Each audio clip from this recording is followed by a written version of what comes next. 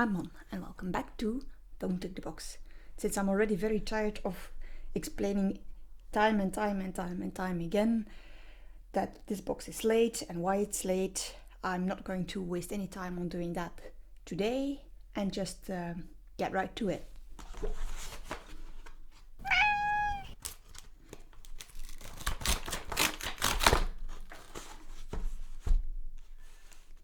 As always, I let you have the first view.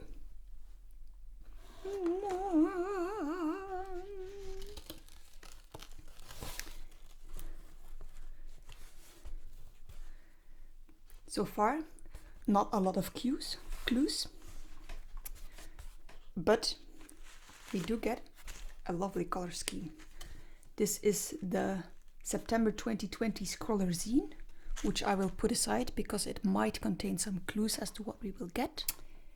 We also get the artwork of the month, rather cartoony, I think, but this too already contains a clue. It says here POSCA, which is a type of paint pen that I already have a few of, but I really like, so now I'm starting to get excited. Especially since this also contains a clue as to the color scheme. Really pretty pastel-y. And this month's artwork was made by SP:0. I will look into that a little bit more later.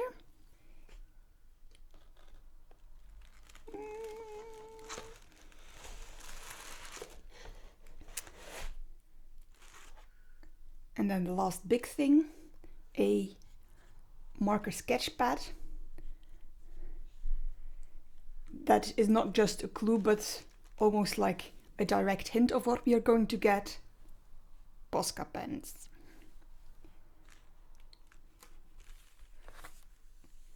The paper is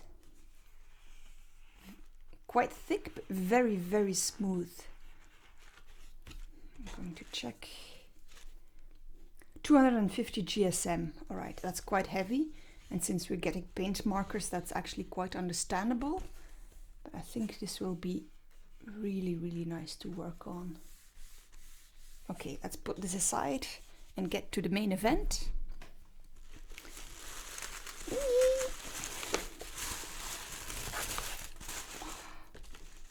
The sticker in the same lovely colors. And then our POSCA pens. We get 2 pens in size, what does it say? Bullet shaped. I think this is meant to be a fine nib. It says 0.9 to 1.3 millimeter. And the black and white are a little slimmer than the other pens. So good for details and line work. And then we get 3 thicker boys, also bullet shaped nibs in 1.8 up to 2.5 millimeter. You've seen me handle paint markers a little time before, so I will swatch these, but I will do the shaking and the prepping and the unpacking off camera because it starts to get really boring quite quickly. But stay tuned for swatches later on. And then a rhubarb and custard drumstick. I will quickly hide this because my cameraman / husband is already looking with very keen eyes at this stick of candy.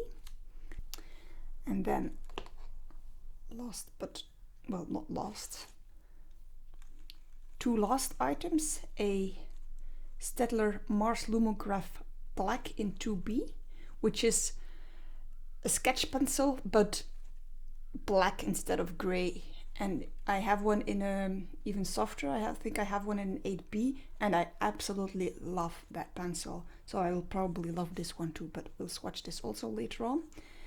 And then, absolutely lastly, we get a Faber Castell Ecco Pigment 0.6. Presumably it's a fine liner. It is a fine liner.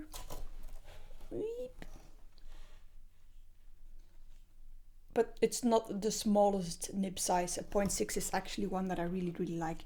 I do find the shape of the pen itself a little weird, because you can see it is a little smaller where you grip it,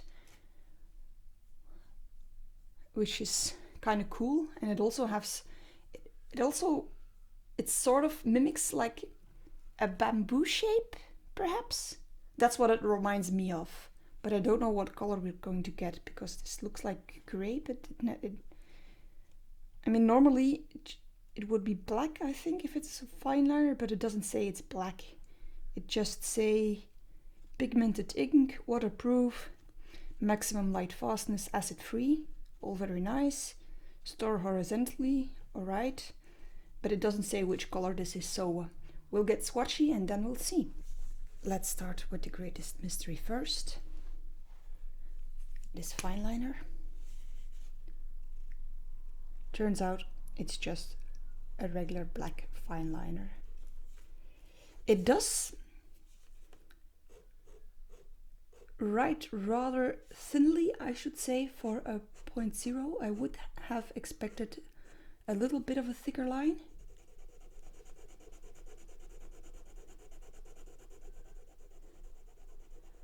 And so far, I don't really know what the difference is with their normal line of fine liners. I mean the Faber Castell fine liners. But all in all, it works as a fine liner should. So no complaints. Next, the Lumograph black pencil. Dark and soft, just as I expected and anticipated.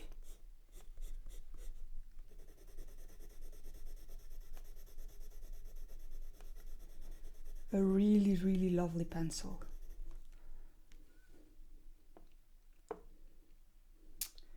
And then lastly, our set of Posca markers.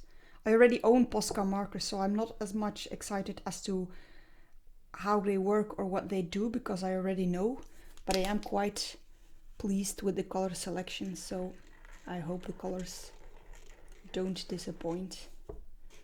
The white is really nice. I must say though, that even though I already own quite a lot of Posca markers, they keep finding nib sizes and shapes that I don't know yet. So I may have almost 10 or maybe even 15 or 20 Posca markers by now. The ones that I'm using, like the size that we got for black and white, is one that I don't have yet. So it's quite a selection of odd shapes and barrel sizes. First of all, our aqua green, thick boy. Ooh. And as expected and anticipated, very juicy, very smooth, and very opaque. Just the way we like it. Next we have the lavender. Again, very smooth, very juicy, and very opaque. And lastly, coral pink, which is one of those colors that I always like but seldom buy. I would probably, if I had to buy like a paint marker in pink or red, I would probably go for a more classic soft pink instead of this, even though it's an absolutely beautiful color. And as with all the other paint pens, smooth, juicy, and opaque. Boop.